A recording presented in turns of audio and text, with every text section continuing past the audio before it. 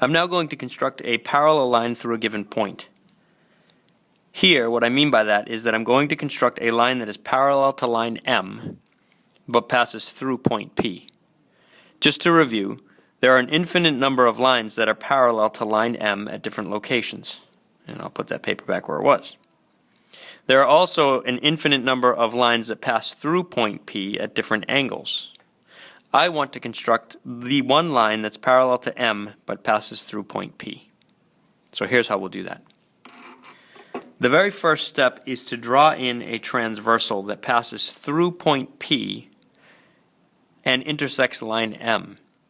Now it does not matter what angle the transversal lies at. I'm just going to draw any line that goes through P and also intersects line M. It may not look like a transversal yet because we know that a transversal intersects two lines, but the other line that the transversal will intersect is the parallel line that I haven't constructed yet.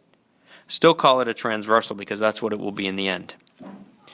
After I've drawn the transversal, I will then construct congruent angles. One angle will have a vertex here at the intersection of the transversal and line M, and the second congruent angle will have a vertex at point P. I'll do that now, and I'll begin by simply swinging an arc which intersects the transversal and line M. Using the same compass setting, I will then swing an arc which intersects the transversal again and comes down to the area where I believe the parallel line will lie. You may notice that my transversal does not extend up high enough to intersect my second arc. That's really easy to remedy. All I need to do is put my straight edge back down, line it up with the transversal again, and extend the line a little bit. There we go. I'll then use my compass to measure the length along the arc from line M to my transversal. So I'll just open this up. And there we go. That's the distance. And I will transfer that measurement up to this arc here. Sorry, you can't see too well. And I'll cross that there.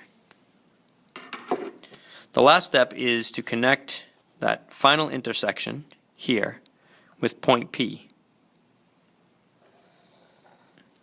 What I've actually just done is constructed congruent angles here and here. But if those congruent angles, which are corresponding angles, are congruent, then lines must be parallel.